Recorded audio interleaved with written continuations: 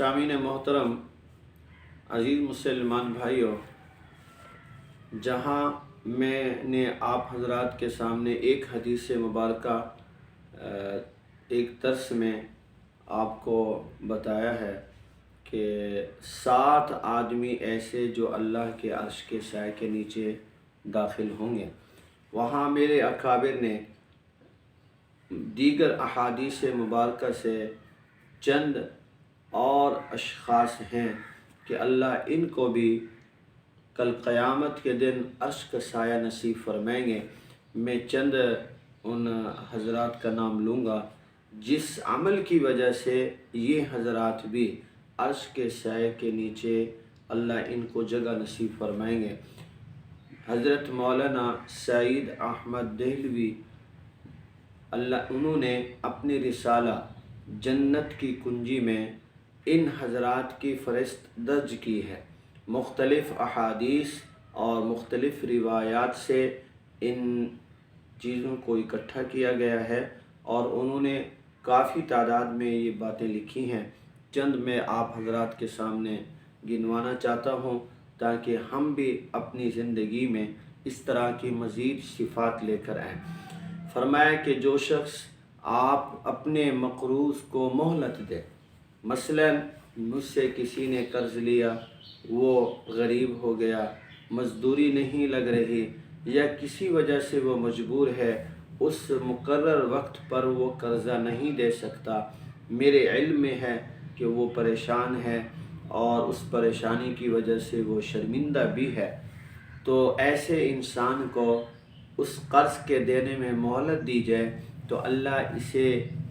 अपना अर्श का साया नसीब फरमाएंगे। इसी तरह ये भी लिखा है कि जो मुजाहिद फ़ी सबीलिल्लाह की इमदाद व इआनत करता है,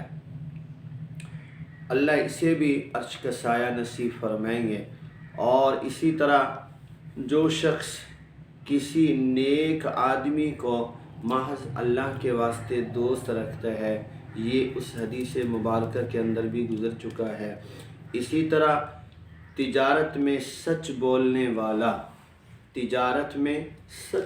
वाला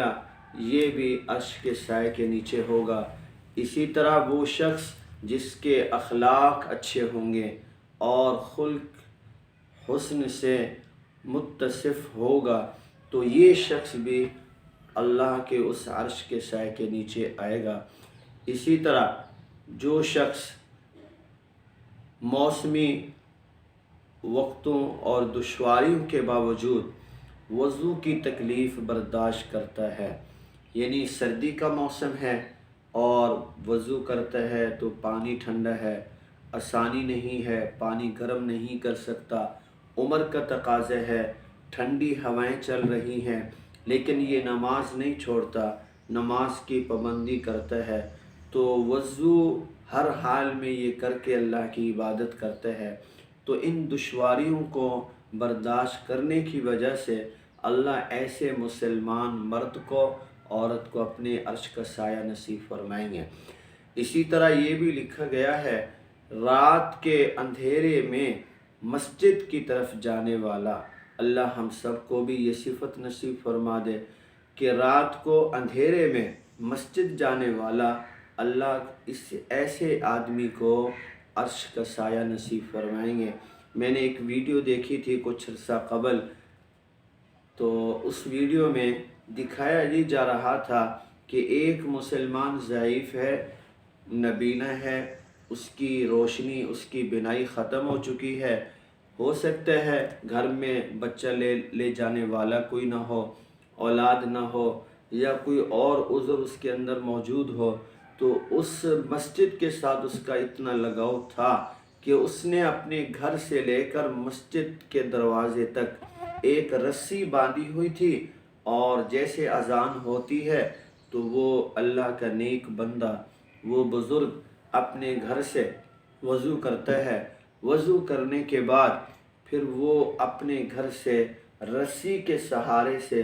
चलते चलते चलते चलते वो अल्लाह के उस घर के दरवाज़े पर पहुंच जाता है। तो ऐसी मोहब्बत, ऐसा शौक़ अल्लाह हर मुसलमान के दिल में अता फ़रमा दे। आंधी हो, तूफ़ान हो, बारिश हो, अंधेरी हो, बिजली ना हो, जो भी सूरत आ जाए ज़िंदगी में, लेकिन ये अल्लाह के घर में हाज़िरी हर हाल में देता है, तो ऐसा शख्स अल्लाह के अर्श के साए में आएगा। जिस शख्स ने किसी इंसान को भूख की हालत में खाना खिलाया, वो भी अर्श का साया हासिल करेगा। वो शख्स जो यतीम की परवरिश और यतीम के साथ हुस्न सलूक करता है, या इसी तरह बेवा औरत की खिदमत करने वाला, ये शख्स भी वो शख्स जो दूसरों के हुकूक अदा करता है और अपना हक कबूल करता है। हाँ, इसी तरह सुल्तान आदिल की नेक नीयती से खिदमत करने वाला, ये शख्स भी अर्श का साया इसे नसीब होगा। वो शख्स दूसरों के हक़ में वो फ़ैसला करता है और वही हुक्म लगाता है जो अपने लिए पसंद करे, जो अपने लिए पसंद करें। ऐसा शख्स भी अल्लाह के अर्श के साए के नीचे होगा। वो शख्स अहले ईमान के साथ मेहरबानी का जो सलूक करता है और नरमी से पेश आता है, अल्लाह इसे भी अपना अर्श का साया नसीब फरमाएंगे। जिस औरत का बच्चा मर जाए, तो जो शख्स ऐसी गमज़दा की ताज़ियत करेगा, वो